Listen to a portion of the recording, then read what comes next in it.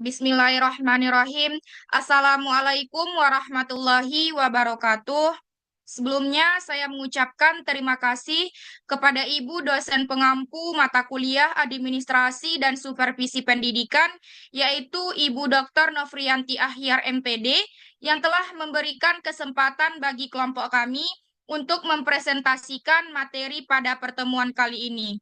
Sebelumnya, izin Bu, kami dari kelompok 3 yang beranggotakan yaitu saya sendiri sebagai moderator dan pemateri 1, yaitu Anissa Salsa Azahra dengan NIM 2305294 dan rekan saya yaitu Asrul dengan NIM 2305205 sebagai pemateri kedua.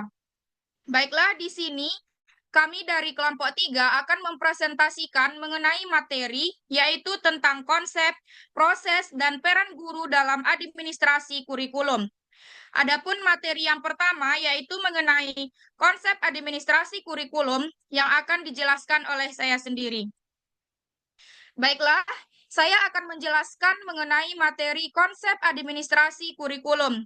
Nah, di mana secara etimologis atau asal kata, administrasi berasal dari bahasa Inggris, yaitu administration, dengan bentuk infinitifnya, to administer, yang diartikan sebagai to manage, atau artinya yaitu mengelola. Nah, di mana administrasi juga dapat berasal dari bahasa Belanda, yaitu administratif, yang berarti mencakup tata usaha, manajemen dari kegiatan organisasi. Maka dapat diartikan secara umum bahwa administrasi itu adalah suatu kegiatan pelayanan atau mengelola terhadap suatu objek dalam suatu kegiatan yang telah terorganisir. Selanjutnya yaitu menurut Undang-Undang Nomor 20 Tahun 2003 mengenai Sistem Pendidikan Nasional, yaitu terdapat pada pasal 1 ayat 19 disebutkan bahwa kurikulum adalah seperangkat rencana dan pengaturan yang berkaitan dengan tujuan, isi, bahan, dan metode pembelajaran untuk mencapai tujuan pendidikan.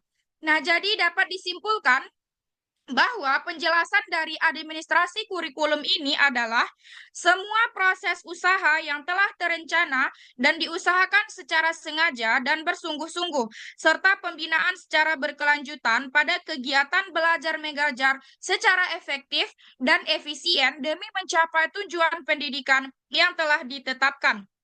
Nah, jadi dari berbagai definisi di atas mengenai administrasi kurikulum, maka dapat disimpulkan bahwa administrasi kurikulum merupakan usaha bersama yang mencakup seluruh proses kegiatan dan pelayanan untuk memberikan peningkatan terhadap kualitas pendidikan di sekolah. Baiklah, itulah mengenai penjelasan materi dari konsep administrasi kurikulum. Selanjutnya yaitu mengenai materi proses administrasi kurikulum dan juga peran guru dalam administrasi kurikulum yang akan dijelaskan oleh pemateri kedua, yaitu kepada Asrul. Kepada Asrul disilahkan. Baik, terima kasih moderator yang telah memberikan kesempatan kepada saya untuk mempresentasikan materi terkait proses administrasi kurikulum dan peran guru dalam administrasi kurikulum.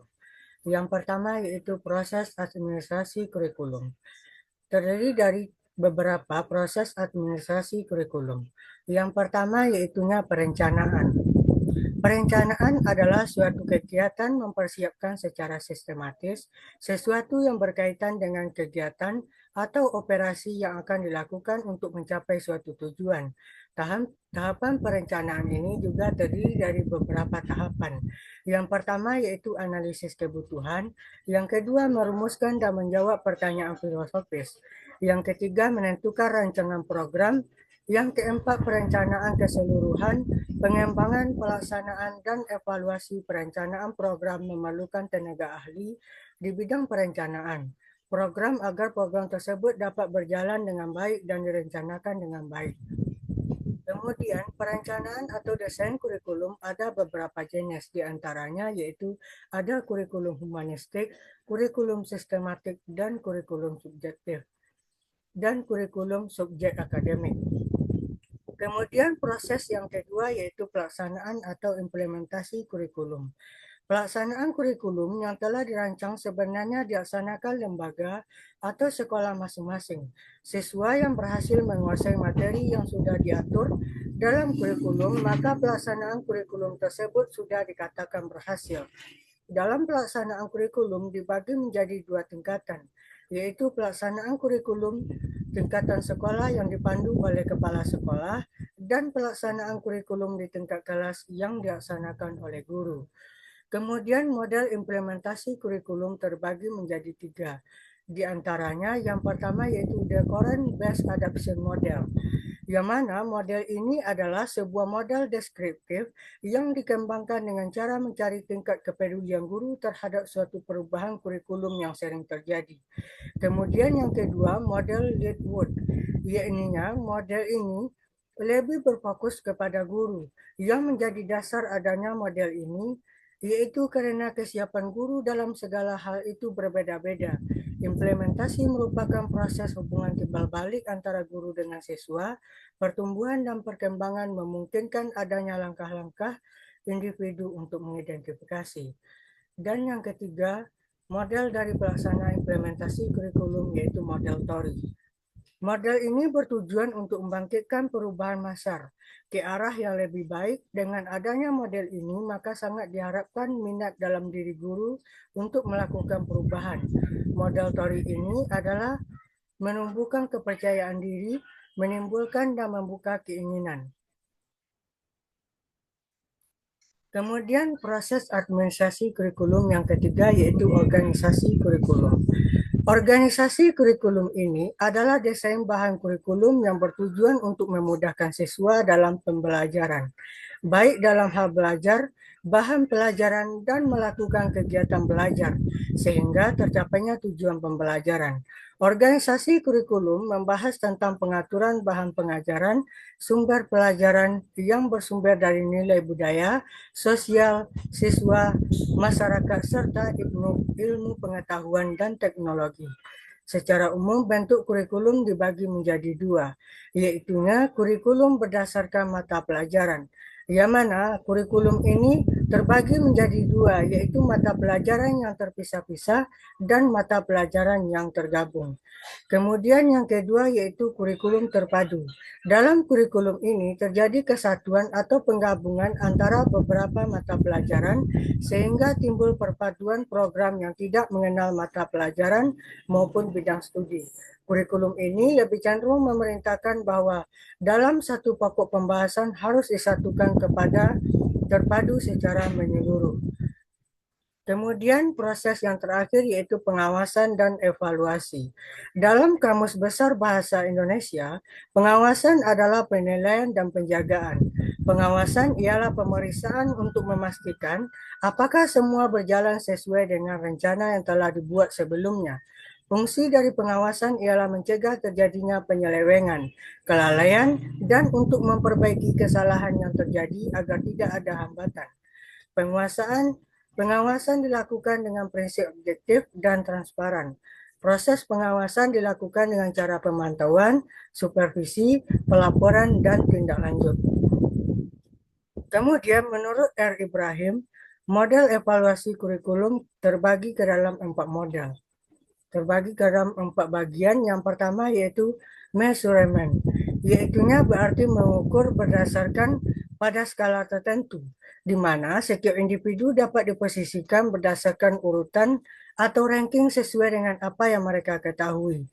Kemudian yang kedua yaitu congruence, yang mana pemeriksaan kesesuaian antara tujuan pendidikan dengan hasil belajar yang ingin dicapai untuk melihat bagaimana hasil perubahan pendidikan yang telah terjadi. Kemudian yang ketiga yaitu illumination. Illumination menuntut untuk mengetahui pentingnya melakukan evaluasi berkelanjutan selama program kurikulum sedang dijalankan. Dan educational system evaluation. Konsep ini memberitahukan seberapa pentingnya evaluasi harus dilaksanakan terhadap berbagai dimensi program, bukan hanya mengenai hasil yang telah dicapai, tetapi juga perolehan dan proses yang dilakukan secara bertahap yang terjadi agar tidak ada hambatan. Pengawasan dilakukan dengan prinsip objektif dan transparan. Proses pengawasan dilakukan dengan cara pemantauan, supervisi, pelaporan, dan tindak lanjut. Kemudian materi yang terakhir yaitu peran guru dalam administrasi kurikulum. Berikut dijelaskan beberapa peran penting guru dalam implementasi administrasi kurikulum. Yang pertama yaitu sebagai implementer atau pelaksana. Implementer merupakan anggota tim yang berorientasi pada tindakan dan mempertahankan keteraturan dalam lingkungan, di mana seorang guru merupakan salah satu anggota yang berjasa dalam terrealisasinya kurikulum di sekolah. Guru sebagai tenaga pendidik menerapkan, mengaplikasikan dari kurikulum yang sudah dirancang sebelumnya. Guru hanya berperan sebagai penggerak kurikulum yang telah dirancang sebelumnya. Kemudian peran yang kedua yaitu sebagai adapter, yaitu sebagai penyelaras. Guru tidak hanya berperan sebagai pelaksana kurikulum, tetapi juga memiliki peran lain, yakni sebagai penyelaras kurikulum dengan memperhatikan hal yang menjadi kebutuhan pendidikan di sekolah dan kebutuhan masyarakat. Selain itu, guru juga mempunyai tugas untuk memodifikasi kurikulum yang telah dirancang dengan memperhatikan karakteristik setiap siswanya dan seperti apa kebutuhan pendidikan yang dibutuhkan masyarakat dari perkotaan hingga ke pedesaan. Kemudian, peran yang ketiga yaitu sebagai developers, yaitu sebagai pengembang. Guru berperan sebagai pengembang sepenuhnya. Guru memiliki wewenang untuk mendesain kurikulum dan menentukan strategi apa yang harus dikembangkan beserta dengan evaluasinya. Guru dapat mengembangkan kurikulum dengan melihat atau memperhatikan seperti apa kebutuhan dan karakteristik setiap siswa, visi misi kurikulum, dan menyesuaikan dengan pengalaman belajar siswa sebelumnya. Pengembangan ini dapat dilakukan oleh seorang guru dengan tanpa mengurangi sedikitpun isi dan tujuan dari kurikulum yang telah ditetapkan. Kemudian peran guru yang terakhir yaitu sebagai researcher, yakni sebagai peneliti. Sebagai seorang guru yang profesional, guru berperan sebagai peneliti yang mempunyai peran untuk melakukan uji segala komponen kurikulum, di mana seorang guru harus mencari tahu bagaimana implementasi kurikulum itu terlaksana dengan baik di sekolah. Jika terjadi kesalahan atau ketidaksesuaian antara implementasi dengan isi, maka harus ada perbaikan kurikulum demi menunjang keberhasilan pendidikan. Baik, sekian presentasi yang dapat saya berikan. Saya kembalikan kepada moderator. Baiklah, terima kasih kepada Asrul yang telah menjelaskan yaitu mengenai materi proses administrasi kurikulum serta peran guru dalam administrasi kurikulum. Baiklah, dari materi yang telah kami jelaskan, dapat kita tarik kesimpulan bahwa administrasi kurikulum adalah semua kegiatan yang telah terencana dan diusahakan secara sengaja dan juga dilakukan secara bersungguh-sungguh, serta dilakukan pembinaan yang dilakukan bersama demi tercapainya tujuan pendidikan dengan memperhatikan usaha dan meningkatkan kualitas pembelajaran. Di mana proses administrasi kurikulum ini meliputi perencanaan, pelaksanaan atau implementasi, pengorganisasian, dan pengawasan atau evaluasi. Namun, kurikulum pun tidak akan dapat terimplementasikan dengan baik tanpa adanya peran guru yang sangat membantu proses pelaksanaan kurikulum di sekolah, yang di mana guru berperan sebagai pelaksana, penyelaras, pengembang, dan peneliti. Oleh karena itu, guru sangat berperan penting dalam implementasi kurikulum di sekolah maupun di dalam kelas. Baiklah, itulah kesimpulan dari materi yang telah kami jelaskan mengenai materi yaitu tentang konsep administrasi kurikulum, proses administrasi kurikulum, dan juga peran guru dalam administrasi kurikulum. Baiklah, itu saja yang dapat kami sampaikan mengenai materi tersebut. Sekian presentasi dari kelompok kami. Apabila ada kesalahan dan kekurangan, baik dalam penyampaian dan perbuatan, kami mohon maaf. Sekian, terima kasih. Saya akhiri. Wabillahi taufiq wal hidayah. Wassalamualaikum warahmatullahi wabarakatuh.